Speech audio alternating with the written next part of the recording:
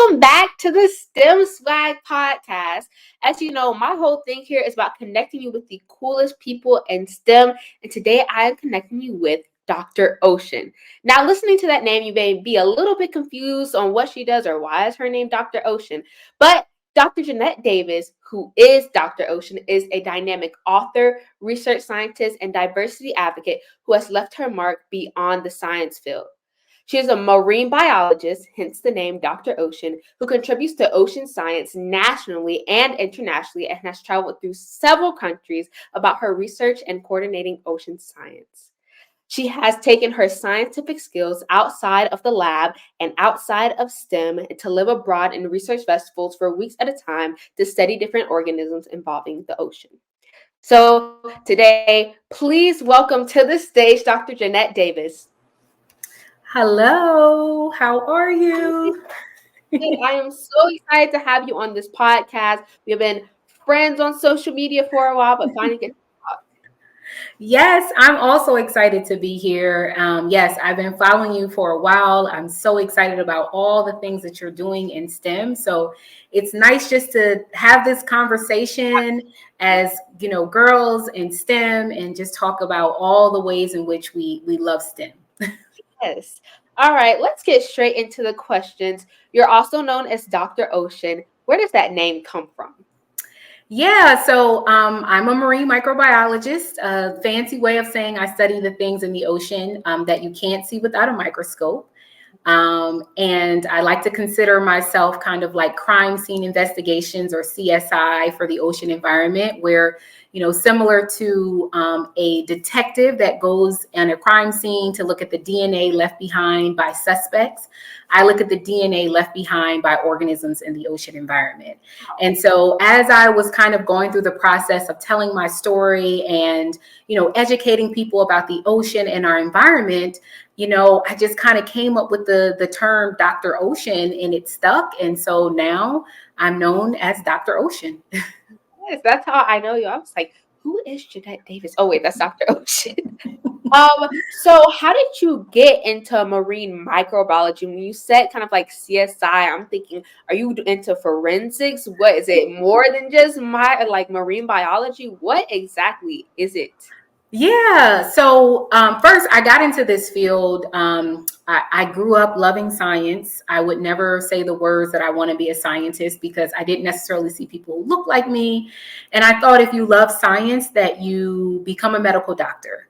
And going to Hampton University, which is a historically Black college, also number 13 for marine science programs in the country. Just had to put that out there. But going to Hampton University, I kind of found my love for marine science because they had a marine science program. So I literally walked on campus thinking I'm going to go to medical school. Went into the department, fell in love with ocean science, and learned to study the ocean is to study a variety of sciences overall. And that's why I fell in love with it. But in terms of being a marine microbiologist, again, I think, sometimes when you hear, marine biology, you think of dolphins, whales, sea turtles, which are all amazing. But a lot of people don't always think about the small things that you can't see, which are equally as important. For an example, every other breath that you take, you can thank the microbes in the ocean for producing your oxygen. And so I was more interested in studying the things that we can't see in the ocean because they are very important and contribute to oxygen in the planet. They also contribute to drugs that we can use when we're sick. And so my specialty has been looking at small things in the ocean and looking at their chemicals that ultimately help fight disease such as cancer. Oh, wow. That's a lot. I like thinking of it when you talked about that, like the life cycle and every organism has an impact on another. But to think about that, microbiology in the ocean kind of affects our health and affects how we can come from sickness. So that is really interesting.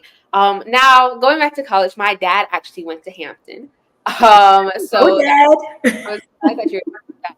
Knowing where Hampton is, it's on the ocean. What was college like life for you to be on the ocean? Was it easier to study it? Was it a hard subject? Did you have to take a lot of math or science courses? What was that life like? Yeah, so it's a lot of science and math for sure. which I think is amazing and great. That's why I always say ocean science is the science of all sciences, because there's chemistry, there's math, there's physics, there's biology, there's meteorology, right? Because when we think about weather or climate, that's the interaction between the atmosphere and the ocean, right? There's botany, right? Because most of the plants that we know are actually in the ocean environment, not the plants that we see on the terrestrial environment. So I loved studying the ocean because I had all of these sciences. But going to Hampton University, it made it exciting because we are right there on the Hampton River, and it's like our classroom naturally is the outdoors. So being able to, in my marine science classes, when we have lab, it's not just lab, in a traditional laboratory setting. It's also going outside. It's looking at the organisms that grow in the intertidal zone that's like right outside of campus. And it's a full circle moment for me this year, because not only did I graduate from Hampton University 15 years ago, I'm now an assistant professor there. And so it feels great to teach marine science and also have that outdoors as my classroom right outside of the building. So it was phenomenal doing marine science there as a undergrad, and it's even refreshing to come back as an assistant professor. Absolutely. I love a good full circle moment. How did you end up becoming a professor at Hampton? Were you specifically looking like, I want to go back to where it kind of all started for me? Were you looking for a teacher job? What was that? Yeah, so after I graduated from Hampton, I did my PhD at University of Maryland, and I actually did my PhD in drugs from the sea. And so ultimately I studied bacteria or microbes associated with tropical sea slugs and helped discover a marine microbe that helps fight cancer. And after I finished up there, I wanted to know more about ocean and policy. And so I spent 8.5 years or so in federal service. And really integrating ocean and policy and helping managers make decisions about the ocean. Even members of Congress I got a chance to work with to help write policies or legislation around the ocean. And that was amazing. But after a while, I start thinking, I want to ask questions again just because I want to know the answer. I want to pursue curiosity fundamentally as a scientist, as opposed to doing the work that's connected to a mission or a policy. And so I was ready to kind of get back to academia and have my own research lab again. And naturally, it just made sense to go back to my home by the sea. And I was already an adjunct professor there working with the department. And so I got a chance to continue to work with the department, and we wrote a grant for the National Science Foundation. And I ended up with collaborators getting awarded a $3 million grant. And so it made it really easy to say to Hampton, now we got to form a position for me to execute this money. So it was a process, and staying connected to the department, the Marine Science Department at Hampton University. And once we collaborated on this grant and got the funding, then I, applied for a tenure track assistant professor position. And so I've been there since August of this year, and it has been really a lot of work, overwhelming at times, but really exciting, again, to just ask the questions that I want as a scientist. Yes, I want to give you a really big round of applause. A lot of the stuff you just said in your PhD program or getting to working at Hampton was kind of revolutionary and changed a lot of things. You discovered something that could help everybody in the entire world. And so just kudos to you. One thing that I really took from that is curiosity. And I think curiosity is a big thing that a lot of people in science love. Me and my cousins used to call ourselves the curious crew, and we would ask my parents or my aunts, my grandma, just different questions to kind of answer, because we were very young. We want to know what's going on in the world. And I think a lot of people in STEM really have a curious kind of mindset and want to find out the answer to a lot of things that a lot of people don't really know about. So that is just really incredible. Earlier you talked about how you struggled because you don't see a lot of people who look like you in this profession. And I know that's one thing that a lot of minorities, especially little girls, face, because there's a lack of women and there's a lack of people who look like them as well. And the point of this podcast and the point of my movement, STEM Girl Swag, is to encourage girls to get into that. If you can't see somebody else do it, or you don't see somebody else do it, then be that first person. So what challenges did you face growing up interested in science and then getting into the science field? Yeah.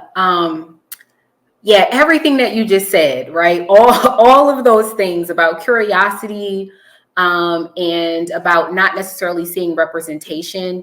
And that is something that, initially was a struggle for me. And I don't think the struggle was necessarily that I shied away from science, because I, in my heart, always loved science.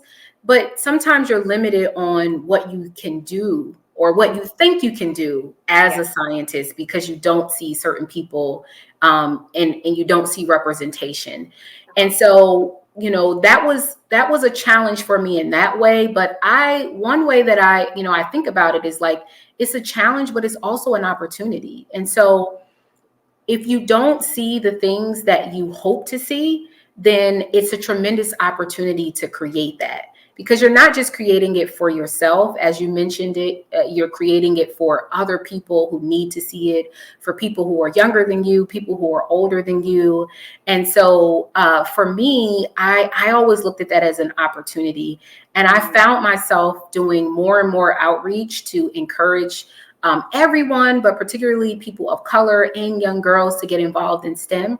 And I was thinking to myself, like, oh, this is exciting, but it can be a lot of work. You're going places, you're talking a lot, you're going in and out of classrooms, but then you also still have your 9 to 5. You still want to be in labs and do all these things. And so I thought about, creating children's literature, and that's essentially where my children's science book came from, as a way of putting out in the world the representation that I want to see and that I needed to see growing up. Understanding that I couldn't be everywhere at one time, but I could create something where young people can feel inspired by science and see themselves in science. And so, that was kind of like the basis of creating my children's literature.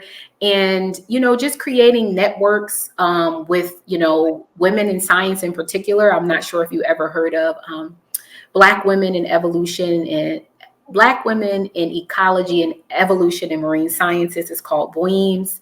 It's an amazing organization, founded by a woman of color who is really cultivating community for women of color in various fields. And so I'm excited to be a part of organizations like that and continue to expand young people's minds through children's literature.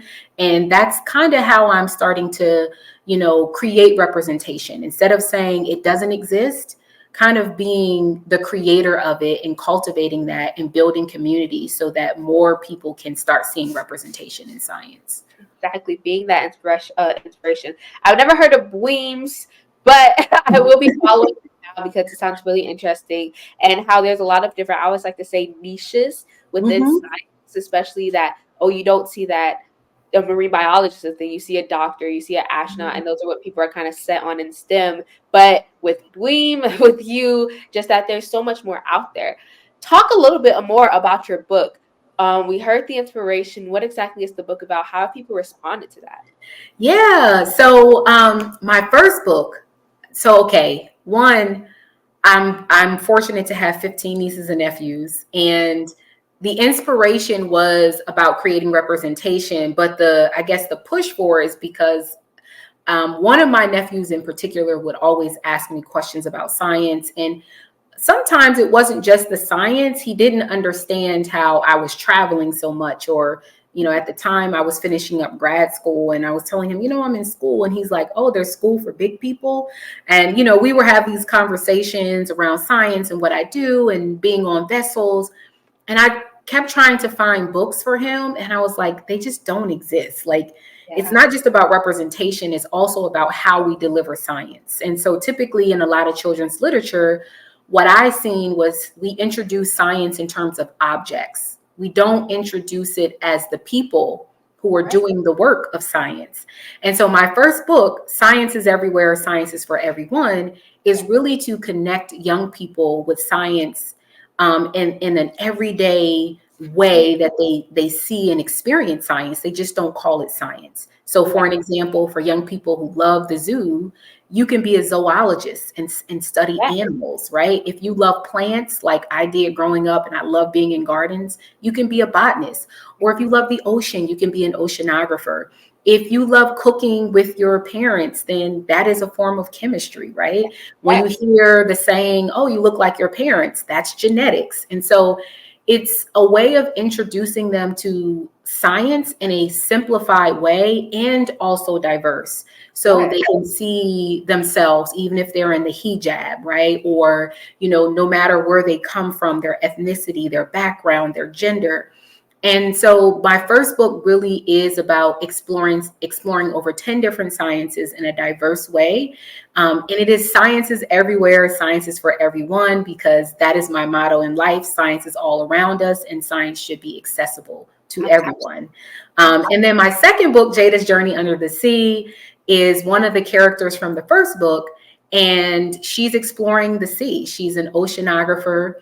And while I love The Mermaid and how we, talk about ocean and, looking at mermaids in the ocean, I wanted to do something outside of that narrative and create a scuba diver, right? And have someone explore the ocean and all the possibilities in the ocean and how that's linked to environmental, like sustainability and the planet and all of those things. So those are my first few books, and the goal is to keep going. And so next year I'll be dropping another book with a different character.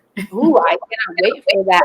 I think the importance in the books that you're doing is very out there because science is everywhere. It's science is in every profession, even if it's not categorized as a Yeah. STEM profession. My mom studied psychology in school. That's STEM. And Yes.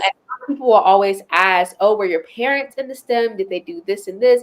No, not technically by what your definition of it is, but everything involves learning. So I think it's important, especially for little kids, because they're born curious. They have to figure out Yes. the world on their own. So knowing that science is around them in their everyday life is one thing that I think can really push more kids out there. So I really do applaud you for creating a book like that and then just keeping going and show that you can look many different ways and still do the same things that others do. Thank Um, you. my next question is, I know you work in a lab. Tell me a little bit about that because I think that's really interesting. Are you researching? Are you experimenting? Are you testing? What exactly are you doing? Yeah. So yes, I love labs. It's like one of my favorite places to be. And I remember as a grad student where there's no one in the laboratory more than a graduate student attempting to graduate. They are always in the lab more than anyone else. And I remember, being in the lab and my advisor, or, oftentimes we call it like the principal investigator of a lab, didn't come to the lab as much. He was spending a lot of his time writing grants to get the money to fund the science in the lab. And I said to myself, I don't want to do that because I like being in the lab. And if I become a professor in academia, I'm not going to be able to do the research anymore. But now being a professor in academia, I actually enjoy that I have a lab and I get to teach as opposed to the person who's always doing the work. And so in my lab at this moment, I'm bringing on a master students. I'm helping undergraduates in my lab. Soon we'll be getting a technician in my lab. And so I'm cultivating a space where people can also ask questions and keep the lab afloat. And, I'm in there training, helping students with lab experiments and helping them to cultivate their inner science. And so it's a different kind of lens of a lab as a professor. But it's still one of my favorite places to be. And I love teaching students. At Hampton University, we have a summer bridge program where we take high school students and kind of acclimate them to the Hampton River and ocean science overall for 3 weeks. And we get a chance to help high school students explore science for themselves and hopefully recruit them into the marine science department. And so being able to use a laboratory setting in that space is also exciting because it's not just me doing an experiment, it's teaching high school students, undergraduates, graduate students, postdoctorates how to conduct science in a laboratory setting. So this feels really rewarding in my lab to have different levels of young scientists in training. Yes, when you talk about high school, I think the biggest thing is the exposure, and even if they don't choose to do marine biology, when they get to college, Yeah. that they have the exposure of knowing what that is and knowing that this is something that is available to them and they could do, even if they choose not to. So Yeah. shout out your lab. I like working in labs, except when it gets a little stressful because you don't know what's going. You have to ask the next lab group, "Hey, do you know?" A lot going on. Yeah. Um, but I think it is time for a game. Yeah. And so we are going to play show and tell. Okay. All right. So for show and tell, I'm going to show you a picture and you're going to tell me a little bit about this picture. Okay. Okay. All right. Oh, yay. That's a good one. So that is me. My very first job outside of grad school. I was a Canals Marine Policy Fellow, and my job title was Sea Turtle Coordinator for the National Marine Fisheries Service at a federal organization called NOAA. And I, at that point, had caught a 250-pound sea Oh turtle with my. other scientists, of course, in the San Diego Bay. Oh And wow. one thing about sea turtles, one, the larger they are, the older they are. Huh? And one thing about sea turtles is we don't always know what they're doing in the ocean. We can monitor them when they're on the beach and doing certain things, but when they're in the ocean, they're pretty hard to track. And so one way that we're starting to track turtles is by putting these non-invasive devices that I'm tagging there, right there on the sea turtle in the ocean. And it allows us to monitor their movement, where they're going, how they're interacting with other organisms, and most importantly, protect and conserve them Yes. because we can make sure that they stay out of harm's way in terms of boating and netting and things like that. So that was my very first experience tagging a sea turtle, and that's a green 250-pound green sea turtle in the San Diego Bay. How old is a 250-pound sea turtle? Ooh, that's a good one. Sea turtles can live up to about 100 years old or so. So Okay. that one I would say at least 60 years old or more. Wow. Yeah. Yeah.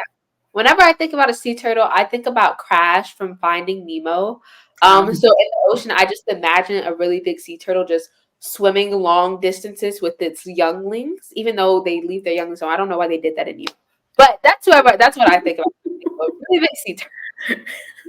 Okay. Next picture. Oh, yeah. So that was my graduation day at Hampton University. Yeah. Whoa, these are throwbacks. So yeah, this is young Dr. Ocean, not yet Dr. Ocean, but young Jeanette, excited and ready for the world. Just received my bachelor's of science in marine and environmental science and on my way to graduate school. So I graduated in May and started grad school that August, and that was in 2008. Oh. What advice would you give that girl that just graduated with her bachelor's? Good question. I this might sound cliche, but I would tell her it's gonna be okay. Mhm. All is well, and it is well. You are well, all is well, it is well. And that's something I had to learn over time. Sometimes, like the thing that seemed the heaviest, or that you center so much thinking like, oh my God, life is over. And then you learn to breathe through it and that it's well, it is well. You'll be Absolutely. okay. Out there. Listen to that. That's great advice overall. All right, I have one more picture for our game of show and tell. Yep. Oh, okay. So that was in my house, and I had a filming crew come to film a what is this called? Um, I was basically giving a talk on marine drug discovery. It was a hour-long talk on marine drug discovery. I had just become a garden fellow. Yes, a garden fellow, and I did a garden talk. And if anyone knows about the garden, it is a big honor to be a part of like such an amazing group of scientists, and you become a part of this fellowship. You do series, and they have a camera crew kind of come out to where you are, and you give this like talk, this live talk that's, that goes live, this broadcasting live talk in your home, in your laboratory setting. It's supposed to be like conversational. It's almost like a TED talk on your couch. And you get a chance to talk about your science. And that particular talk was on marine drug discovery and how many times or ways in which that we can preserve and protect the ocean, because it could be the way to revolutionize medicine as we know it. So I gave a talk there, got a chance to interact with the live audience. And so that was a phenomenal experience. Absolutely. The garden talk. The garden talk, guys. All right, I actually have one more picture. Okay. I think this is actually the funnest one. I don't know why I was forgetting about it, but. Oh, yes. That was okay. That was fun and probably one of the most difficult to ask in my life. What was going on? So, okay. The last time I went out to sea, which was 2019, I lived on a research vessel for 18 consecutive days. Oh, wow. And it was a huge research vessel. And one of the goals was to basically count how many fish are in the sea. And that sounds like really simple, but it's yes, but it's really difficult to do. And so in government, one of the things that certain governments are responsible for is saying there's X amount of this fish in the sea. And if we want to eat it sustainably, we have to only take out Y based on X that's there. And so sometimes scientists get on vessels and they're able to count, fish in the sea, not all the fish, but we take a trawl net and we kind of count how many are in that net, and we use that as an estimate for the population. And so what I was doing on that research vessel is I was using a different type of net. Instead of a literal net, I was using my DNA net, right? I was collecting water samples and looking at the DNA of a certain type of fish and using that as a concentration to estimate how many fish were in the sea. And so I was on that boat kind of helping to implement like this new technology of being CSI for the ocean environment and looking at the DNA. And when you're out on those research vessels, you have to know your science, but you have to be really fit and know how to protect yourself in case something goes wrong. And one way is that you have to, what we call you have to down a wetsuit, which what you were seeing, and you have to be able to put all of that on you, grab your materials and do what you need to do on a research vessel in less than 1 minute. Wow. And so you have to keep practicing it. And I have finally was able to do that under 1 minute. And so I'm like cheering, like, yes, I finally did it. What would go wrong if you didn't do it in under a minute? Well, if you didn't do it in under a minute, you just keep practicing until you can do it, right? But so it's not like there's, basically the training means that you have to keep training until you can do it. And while, research vessels are really safe and there's a lot of protocols in place, in case something were to ever go wrong and you had to actually jump out of a vessel in the middle of the Pacific Ocean, which is where we were, then you would have the proper insulation and all the things you need to be in your wetsuit. And then you have to jump in the water and you have to like do these backstrokes with your team. So just in case you needed to be with your team, we just want to make sure no Titanics are happening and people are aware and safe and fit enough to be on research vessels and do everything you need to do within a 1 minute and jump into the ocean. I have one more question about the picture. Why does it look like you're dressed like a lobster? I know, people ask me that question and I shouldn't, it might be something to it. I don't know. I will say the coloring and because you can't really see it in this picture as much, but like the silver patches are reflective. And so when you're in the ocean, one, you pick something that brightly colored so that you're easily detectable. Yes. And then they have like reflective patches so that you can be seen. Like, so the same way when you see someone biking at night and they kind of have those reflectors, that's all over the suit. And so the bright colors, the material and how it's made makes sense, but it does look like a lobster. And I'm not sure if that's just coincidental or if there's some biomimicry going on. Okay, I'm gonna go with the biomimicry. I think that's what was going on in the picture. All right, Dr. Ocean, I have just one last question before we go.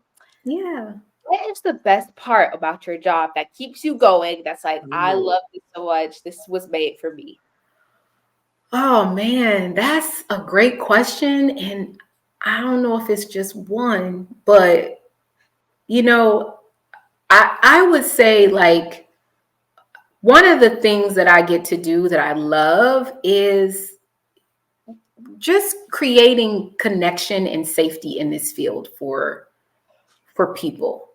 That is, it brings me so much joy when I'm able to just show up as myself and give others kind of like the support and encouragement to do the same.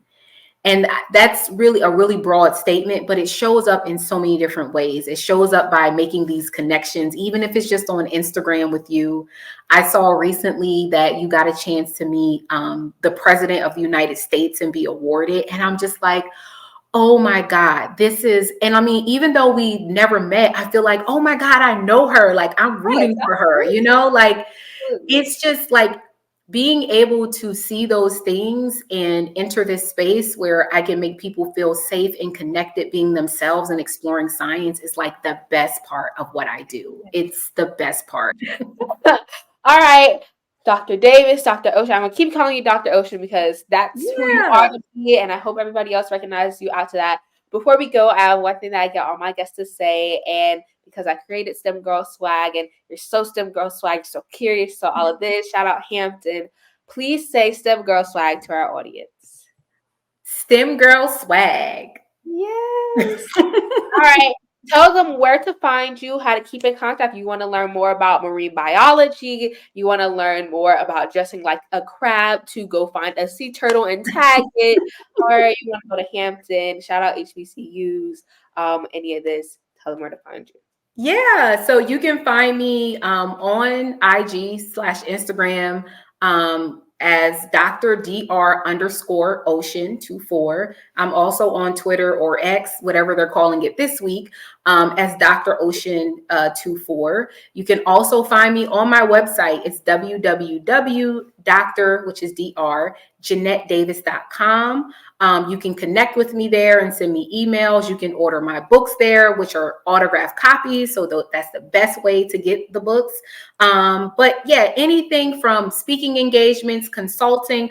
Oh yeah, just real quick, I was a consulting for Black Panther Wakanda Forever, Ocean Science Consulting. Had to throw that in there. So anything about movie consulting, workshops, training, books, marine biology, www.drjeanettedavis.com. Yes. This like Panther thing made me want to go a little longer, but we have to go. Thank you so much, Dr. Ocean, for joining us, and everyone, please stay connected with her. Yes, thank you for having me. Of course.